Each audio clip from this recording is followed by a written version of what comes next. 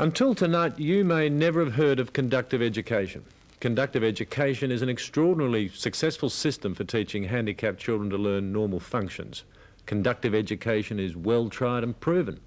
It was developed in Hungary some 40 years ago by Professor Andras Peto, but it's hardly been tried anywhere else until now.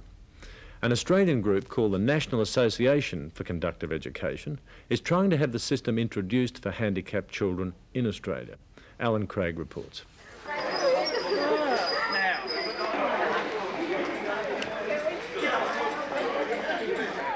Meet the Cooper family. Over the past 2 years, they've spent months of separation and thousands of dollars to send their son Owen to school in Hungary. David Yarm hasn't seen his wife or daughter for a year. The Yarms, like the Coopers, preferred the radical Hungarian approach called conductive education to Australian programs for education for their cerebral palsy children. Hello everybody, how are you? How are you today? And now it's James's turn to stand up. These children have cerebral palsy too. In Australia, this is the state of the art in caring for them. How are you today? Hello, James. It's called an early intervention program. Parents are being shown how to get their kids through a normal hour-and-a-half kindergarten session. This one, Bradley, I think you know this one. Are we ready? The wheels on the bus go round and round. The idea is to teach the kids to become as independent as possible. The coaches are a team of health workers, including a teacher, a physiotherapist, and an occupational therapist. Over the city streets. Good work. The stairs. But even with all the goodwill, these parents are bound to be disappointed. The odds are that these kids will not become independent, that they'll be restricted to a wheelchair and perhaps have to work in a sheltered workshop. We tend to retain a great many of our disabled cerebral palsy children either in special institutions or, if they are independent, they have to struggle so heroically against the obstacles and the hindrances put in their way by us in society. Just as well the dentist can't see us scoffing into all these yummy things, isn't it? It's small wonder then that some parents will seek more for their children. Lynn Cooper, an occupational therapist, is one of these parents. Before having Owen, she worked for the Spastic Society. Basically what was on offer was a weekly therapy session and then the rest of the time at home, just with me. And we felt that while the therapy session was very good during the time he was actually involved in that he would never really learn to be independent if he had to forever have an adult with him, helping him with everything that he was doing. David and Claire Yarm were just as disenchanted with what the Spastic Society suggested for their daughter Sarah. She didn't like it. She didn't respond very well to the physiotherapist, although she was very kind to her. Sarah takes a like and dislike to people and things, and it was too much like hard work. She didn't understand what was going on and what was being done to her. Both the Coopers and the Yarms brought their children here to a suburb in Budapest. It's called the State Institute for the Conductive Education of the Motor Disabled, and its inmates are not patients, they're pupils. To understand why the Australians have come here, you only have to look at these faces. They're severely handicapped, but in comparison with Australian children of the same age and disability, they're much further advanced in what they can do for themselves. The Institute has no modern gadgetry for the disabled. Hungary could never afford the West's sophisticated and expensive medical appliances. So there are no wheelchairs, crutches or metal walking frames. The only equipment is wooden slatted beds called plinths and ladder-back chairs. The kids are expected to find their own way through what a normal child would achieve in a day. And in a country where you must walk before you can go to school, 70% go on to live normal lives. Dr. Simon Haskell is the Dean of the Faculty of Special Education and Paramedical Studies at the Victoria Teachers College in Melbourne. He's written a book on education of the motor disabled and made several trips to the Institute in Budapest. What conductive education does is to ensure that the child struggles very hard to develop whatever residual skills that they have. And by Jove, they do, because they don't make use of prosthetic devices, wheelchairs. They're very simple equipment to encourage the child to walk.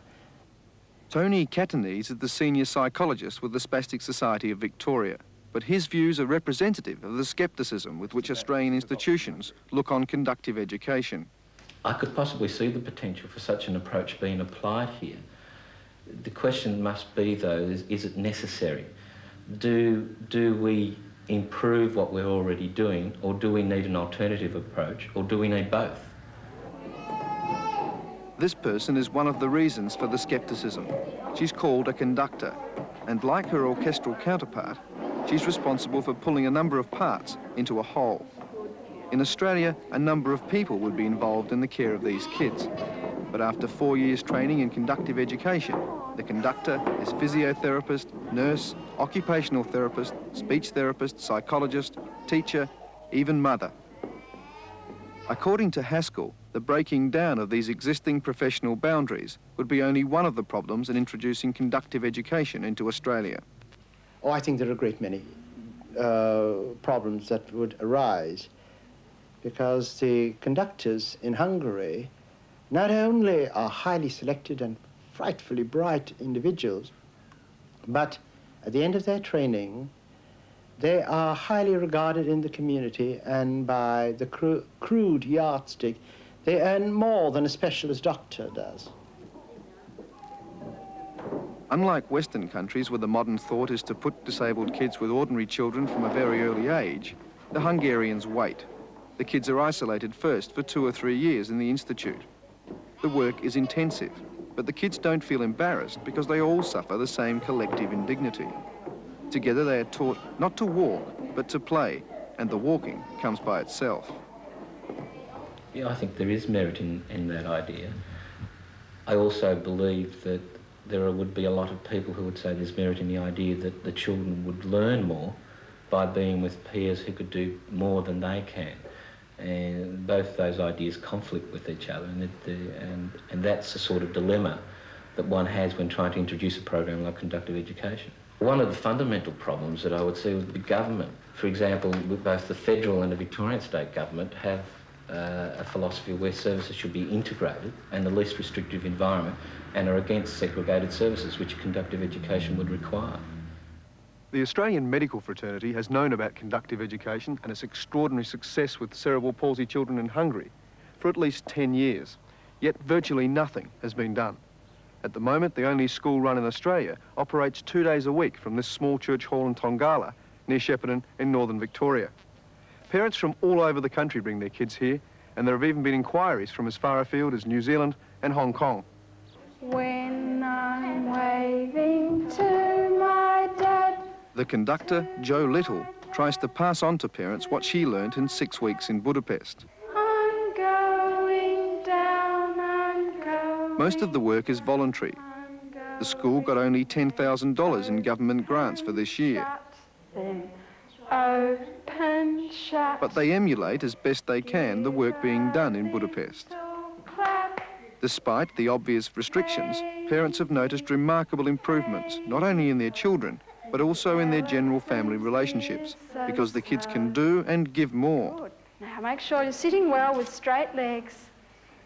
But she's just started walking the last month, still with aid naturally, but she's definitely picking up and focusing. She had very bad vision, and she's focusing much more, and she's just generally picking up really well, you know. Is that through coming here, or would that have happened anyway? No, it wouldn't have happened because we work with her every day, and the work that we do here, we incorporate it with our life at home and with the children at home. Well, he's got far more concentration than what he used to have. He also started walking just after Easter.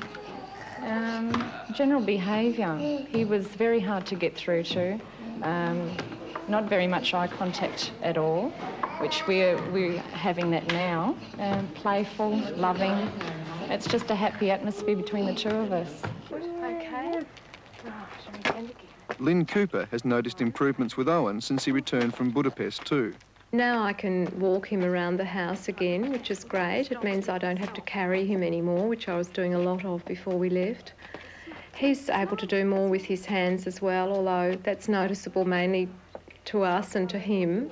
A lot of people have commented that his speech is clearer since we've returned, outsiders. Can you pick out the word that you told us, please, Lauren? Owen now attends the local Catholic school and is able to keep up with his classmates. Pick with our other S words. Because it isn't an S-E word. Good, it's not an ST word. Which word did But you he say? still needs help from a teacher's aide. And as there are not enough funds, he can only go to school in the morning. Shane. Shane. Why doesn't Shane fit? What's different about Shane? Because it isn't an S-E word. Okay, good boy.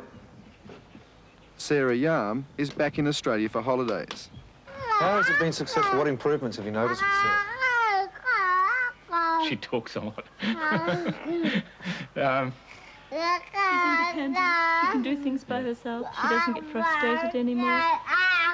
She's a lot happier, more sure of herself. Do you think that parents of this sort of children should be given this option in this country?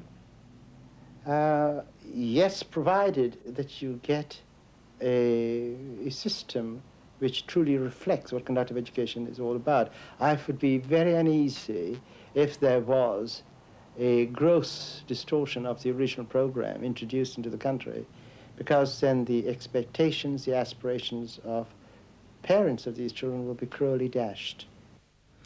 Well, that makes you think, doesn't it? Alan Craig reporting.